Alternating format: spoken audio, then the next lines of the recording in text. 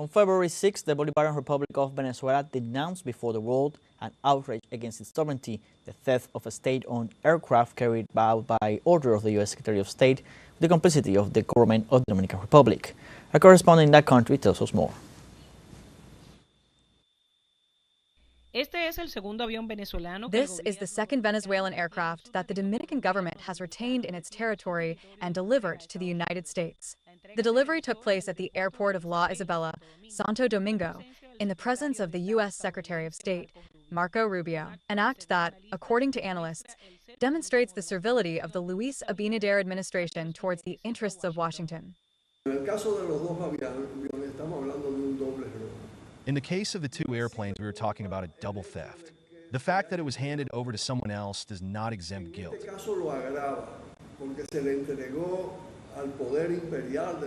In this case, it aggravates it, because it was handed over to the imperial power of the United States of America, and that implies a crime steeped in servility. Very typical of a president with the vocation of a colony governor.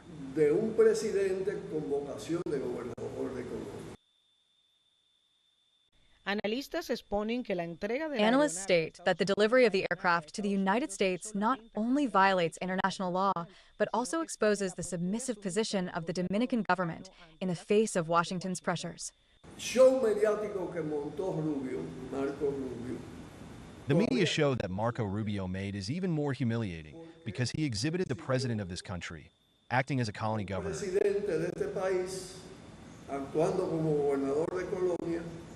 Handing over the airplane to the United States of America is a form of humiliation. To accept that is very typical of colonial governors. The context of this act is part of the strategy of permanent aggression against Venezuela, which has intensified after the recent elections in the South American country. Various countries and media outlets have tried to legitimize these actions with a fierce disinformation campaign. After the elections held in Venezuela, where there was a media campaign by the United States and its allies, and the Dominican Republic is not exempt from that, we know that the Dominican government has handled its foreign policy in a way that is very bad.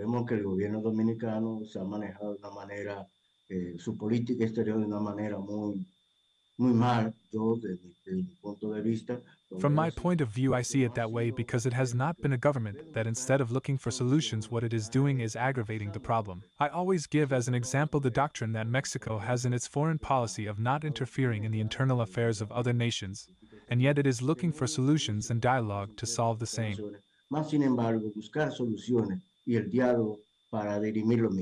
Recently,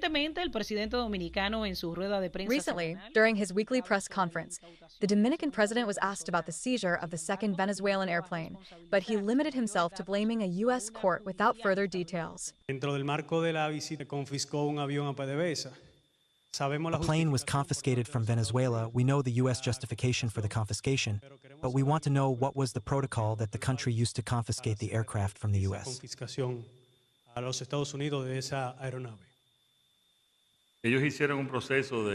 They filed a lawsuit in court, and there was a judge's order. That was the legal procedure that was followed. The secrecy and lack of transparency regarding the confiscation of Venezuelan state-owned airplanes in the Dominican Republic has not only been applied in this case. The same happened with the first airplane, where the Dominican foreign minister assured that neither the public prosecutor's office nor the Dominican government participated in the investigation. Today, September 2nd, a new court order was received authorizing the delivery of the aircraft to the requesting state.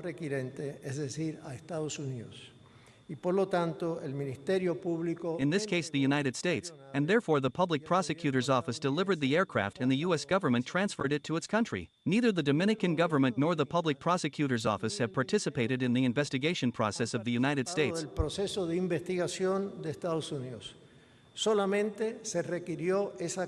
this international legal cooperation was required, and since the indicated norms were complied with and judicial orders were obtained, the Public Prosecutor's Office complied with what was ordered by the courts.